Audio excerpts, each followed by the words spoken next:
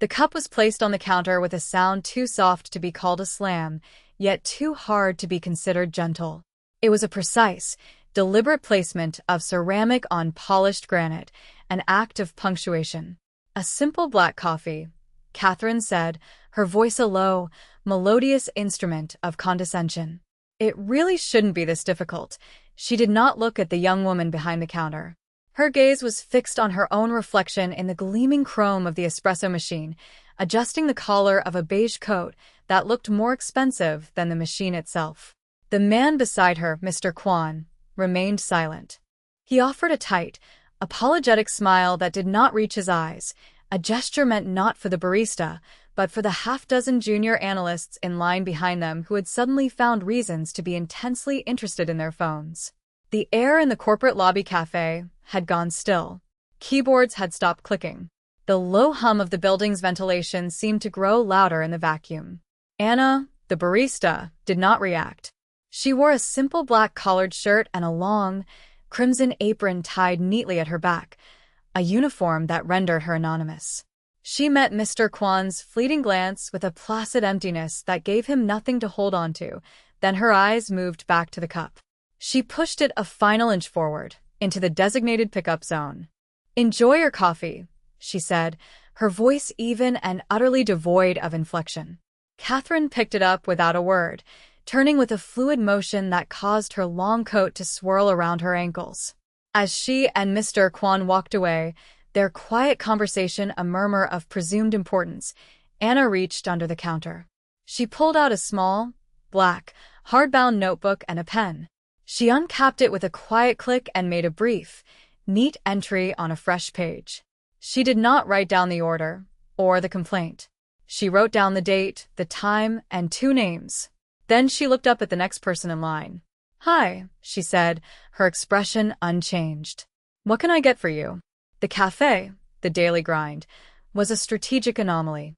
It was not a franchise, but a bespoke operation owned and managed by K Global Holdings, the very entity that occupied all 48 floors of the steel and glass tower above it. Its purpose was not profit, but observation. It was the building's town square, a neutral ground where hierarchies briefly dissolved over lattes and croissants. Anna had learned more about the company's internal dynamics in 3 weeks of steaming milk than she had in 2 years of reading quarterly reports. She knew which teams were under pressure by the number of quadruple-shot espressos they ordered before 9 a, and she knew which executives were respected by the way their assistants spoke to them, and which were feared by the way they spoke to their assistants. She saw alliances form and crumble in the shared moments of waiting for a mobile order. Mr. Kwan was a rising star, the frontrunner to lead the company's massive North American expansion. He was sharp, impeccably dressed, and possessed a charisma that seemed to function only when aimed at those who could advance his career. With Catherine on his arm, he projected an aura of complete, unassailable success. Catherine, for her part, performed the role of a modern-day consort with theatrical precision. Her presence was a constant declaration of status, her interactions with service staff a carefully calibrated display of dominance. Anna saw how she never made eye contact, how she used vague hand gestures instead of words, how she left a crumpled napkin on the counter as if a trash receptacle was beneath her notice. These were small things, but they were not insignificant. During the lulls in service, Anna would wipe down counters, restock lids, and watch. Her gaze often fell on Hector, the building's daytime maintenance chief. He was a man in his late 50s, with a quiet dignity that seemed to make him invisible to most of the building's occupants. He moved through the lobby with a slow, deliberate grace, polishing brass fixtures and emptying waste bins, his presence as constant and as overlooked as the air itself. He and Anna had a silent understanding. A nod in the morning. A shared glance when someone left a mess. He was the only person who had asked her name on her first day, and the only one who used it. The second visit came 4 days later. It was the afternoon rush, and the line snaked back toward the lobby's main entrance. Catherine and Mr. Kwan bypassed it, walking directly to the mobile pickup area where an order under his name was waiting. Anna had placed the 2 cups carefully in a cardboard carrier. Catherine picked it up, and as she turned, she seemed to stumble. The carrier tilted, and a full cup of hot coffee cascaded onto the floor, splashing across the pristine white tiles and narrowly missing Anna's shoes. A collective gasp rippled through the line. "Oh, for heaven's sake," Catherine sighed, looking down at the mess with profound irritation, as if the floor had personally offended her. She looked at Anna. "You really should be more careful where you place these things. It's a hazard." The accusation hung in the air, thick and absurd. Mr. Kwan was already dabbing at a small drop on his trousers with a napkin, his face a mask of weary impatience. He said nothing to defend Anna, nor to correct Catherine. His silence was an endorsement. Before Anna could even reach for the roll of paper towels kept for spills, Hector was there. He appeared from the service corridor as if summoned, a mop and a yellow, wet floor sign in his hands. He didn't speak to Catherine or Mr. Kwan. He didn't even look at them. He simply knelt, placed the sign, and began to clean the spill with efficient, practiced motions. His intervention was so swift and silent that it was more powerful than any verbal confrontation. He created a small zone of quiet competence that starkly highlighted the childishness of the scene. Catherine watched him for a moment, her lips pursed, then turned on her heel and walked away. Mr. Kwan followed a half-step behind, after a final, unreadable glance at Anna. The line of customers began to move again, the moment passing into the building's unwritten history. Anna watched Hector finish his work. He wrung out the mop head, collected his sign, and gave her a single, brief nod before disappearing back into the corridor. She turned back to her station, took out the black notebook, and made another entry beneath the first one. She underlined Hector's name twice. The name on her birth certificate was Anna Park. The man who had founded K Global Holdings from the ashes of a post-war textile business was her father. The current chairman, who had inherited the empire, was her older brother, Min-jun. To the world, Anna had left the family business years ago to pursue a quiet life as an art historian in America. This was a convenient fiction. In reality, she was her brother's most trusted advisor, his eyes and ears, the one person whose judgment he trusted implicitly. She was the final, hidden step in the company's most critical vetting processes. Mr. Kwan was, on paper, the perfect candidate to helm the new $5 billion North American division. His resume was flawless, his profit margins legendary. But Min-jun had heard whispers, faint but persistent, about a certain arrogance, a callousness that was carefully hidden from superiors. He believed that a man's true character was not revealed in the boardroom, but in the small, unguarded moments of daily life. It was revealed in how he treated the people he believed did not matter. So he had sent Anna. The barista position was her invention. It offered a vantage point of unparalleled clarity. Here, she was not Anna Park, heir to a global conglomerate. She was a nameless face in a red apron, a functional part of the scenery, easily dismissed and utterly ignored. This invisibility was her greatest asset. She had been warned about Mr. Kwan's relationship with Catherine. It was a known liability, a lapse in discretion that worried the more conservative board members. But Anna was less concerned with the affair itself than with what it revealed. She watched him permit Catherine's casual cruelties, his complicity a damning testament to a profound weakness of character. He was a man who would trade his dignity for the approval of a beautiful woman, and who would allow the powerless to be mistreated to avoid a moment of personal discomfort.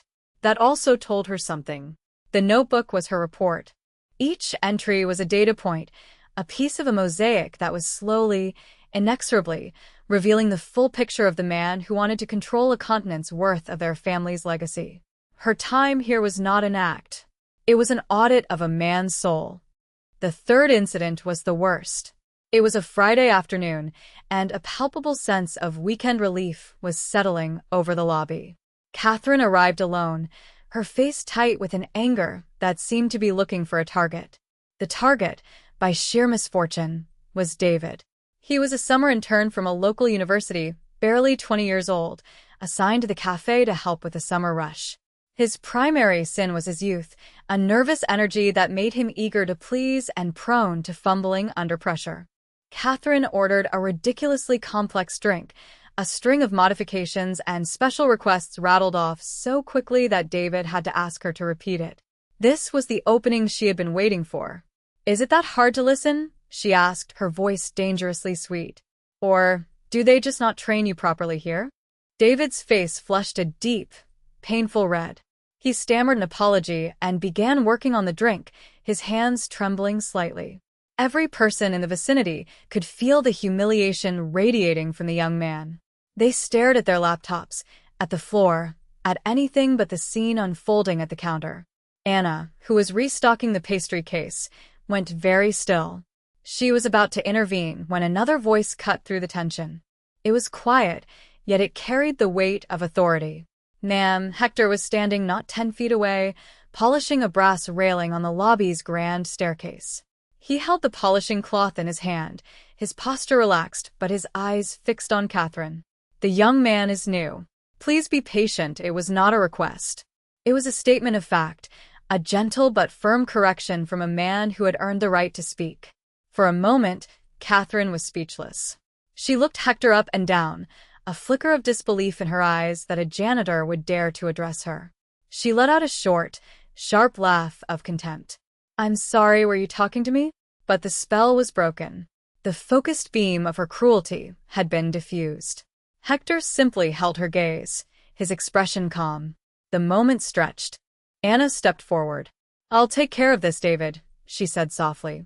She took the cup from his shaking hands and remade the drink herself, her movements swift and certain. She placed the finished product on the counter, without looking at Catherine. "Here's your beverage." Catherine snatched it and left without another word. As the lobby's ambient noise slowly returned to normal, Anna's eyes met Hector's over the heads of the customers. He gave her the slightest of nods, then returned to his polishing. Anna opened her notebook. She wrote down David's name, and then she drew a star next to Hector's. Her assessment was complete.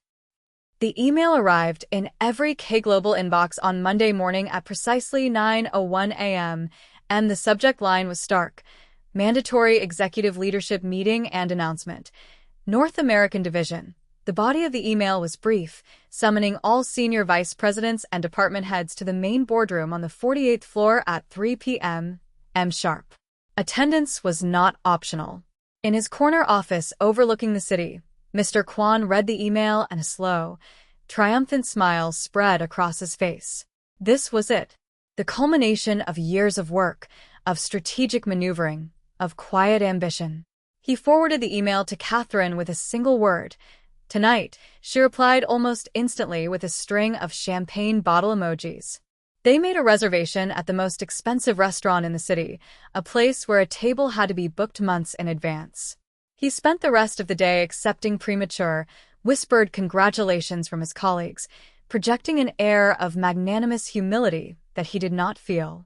His victory felt preordained, a simple matter of cosmic justice. He never once thought about the woman in the red apron. Downstairs, the morning rush at the daily grind was a flurry of activity. Anna worked with her usual quiet efficiency, her movements economical and precise. No one noticed that she brewed an extra pot of the dark roast, or that she set aside the last of the almond croissants. At 2 p.m., she served her final customer. She wiped down the stainless steel counters one last time, untied the crimson apron, and folded it into a neat square. She left it on the counter in the back room. She walked out of the cafe, not through the main lobby entrance, but through the employee door that led to the service corridors. She walked past the loading docks and the cavernous laundry rooms, emerging at the private service elevator bank. She pressed the button for the 48th floor. The door slid shut, and she began her ascent. The uniform of her invisibility was shed. The time for observation was over. The boardroom on the 48th floor was a testament to understated power. A single slab of black marble formed a table that could seat 30, surrounded by chairs of soft gray leather. One entire wall was a sheet of glass, offering a panoramic view of the city sprawling below. The executives filed in, their voices a low, respectful murmur. They took their usual seats, a silent affirmation of the established pecking order. Mr. Kwan entered at 2:55 p.m., with Catherine trailing just behind him.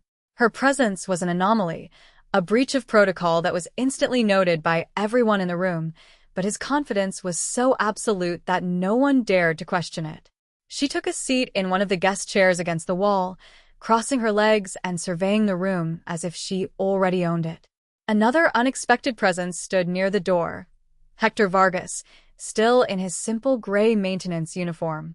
A few executives exchanged puzzled glances, wondering what a janitor was doing in a top-level strategy meeting. He simply stood with his back to the wall, his hands clasped behind him, his expression placid and unreadable. The clock on the wall showed 3 p.m., and the room fell silent. The main doors at the far end of the room opened. A woman walked in. She wore a charcoal gray suit, impeccably tailored, and low heels that made almost no sound on the polished floor. Her hair, usually tied back in a simple bun, was down, falling in a dark, straight sheet to her shoulders. She carried a slim leather portfolio. It was Anna. Recognition did not dawn. It struck. Mr. Kwan's confident smile froze, then collapsed. The color drained from his face as his mind struggled to reconcile the two images, the anonymous barista from the lobby and Anna Park, the founder's notoriously brilliant and reclusive daughter, the woman who had once personally overseen the hostile takeover of their largest European competitor. A wave of comprehension washed over the room, a silent, collective recalibration of reality. Catherine stared, her mouth slightly agape, the condescending smirk wiped from her face, replaced by a dawning, sickening horror. Anna walked to the head of the table, the seat reserved for the chairman, and placed her portfolio down. She looked out at the assembled executives, her gaze sweeping over them before it finally came to rest on Mr. Kwan. "Good afternoon," Anna began, her voice the same calm, even tone she used when asking someone if they wanted room for cream. It was a voice that held the room in absolute thrall.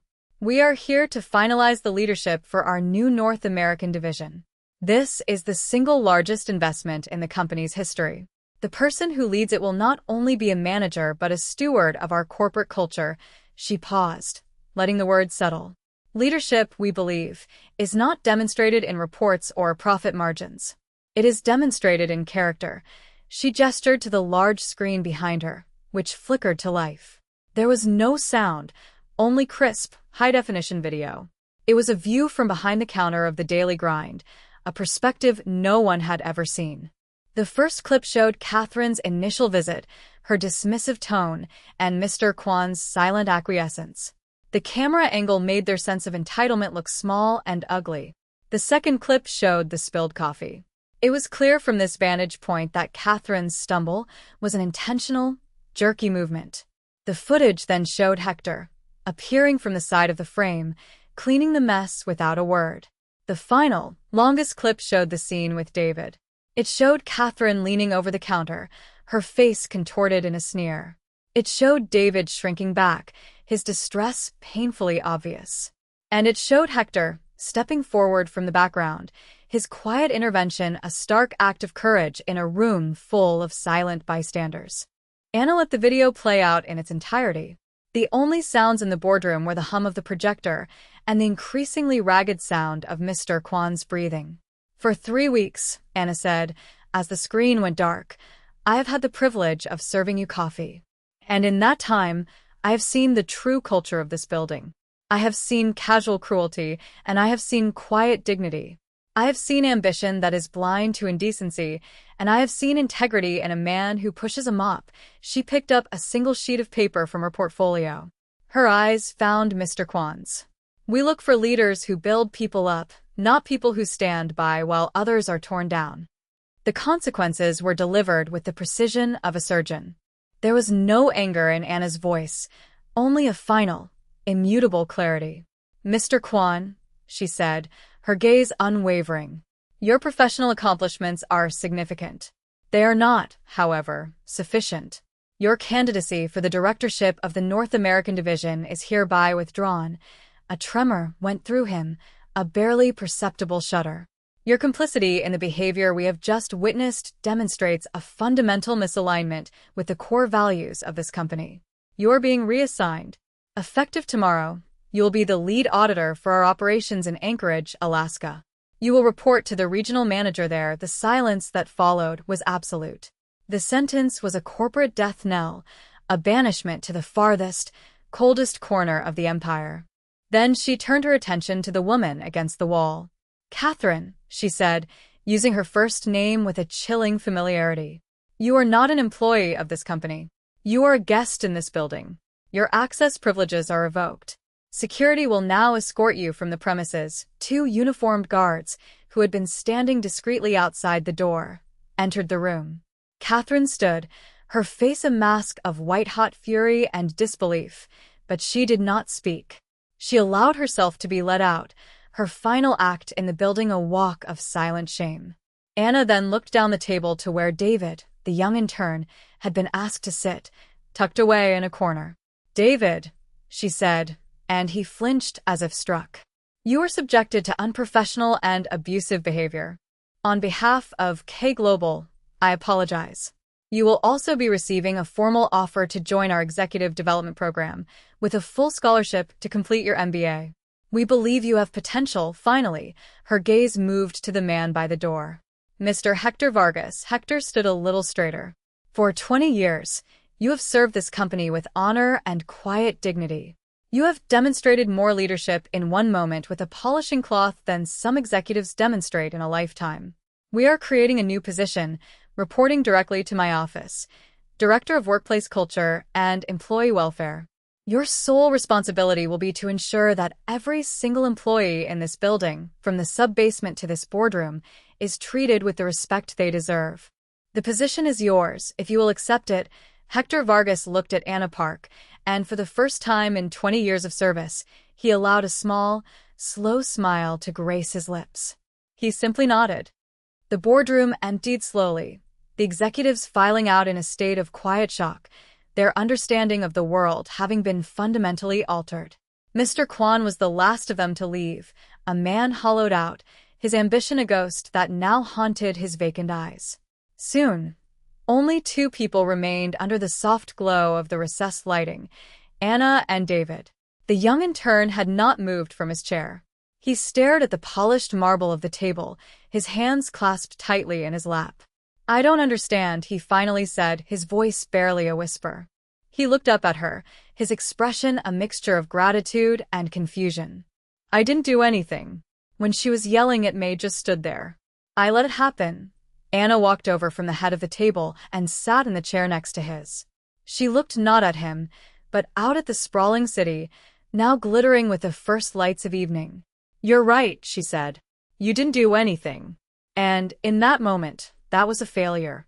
It's a failure of nerve that everyone in this room, at some point in their lives, has been guilty of. It is the most human failure of all." She turned her head to look at him, her eyes soft but clear. "But you knew it was wrong. I saw it on your face. You felt the injustice of it. That is a beginning." Mr. Kwan felt nothing. He saw only an inconvenience. "That is an ending." She stood and walked over to the small service bar at the side of the room. She picked up a simple ceramic mug and poured herself a black coffee from the carafe that had been set out for the meeting. "We are not looking for heroes, David. We are not looking for people who are never afraid. We are looking for people who can still tell the difference between right and wrong, even when they are scared. We are looking for people who learn from their failures." She held the simple mug in her hands, its warmth a familiar comfort. "Now," she said, taking a small sip, "you will have the power to act. Don't waste it." The coffee was strong and black. It tasted like a job well done.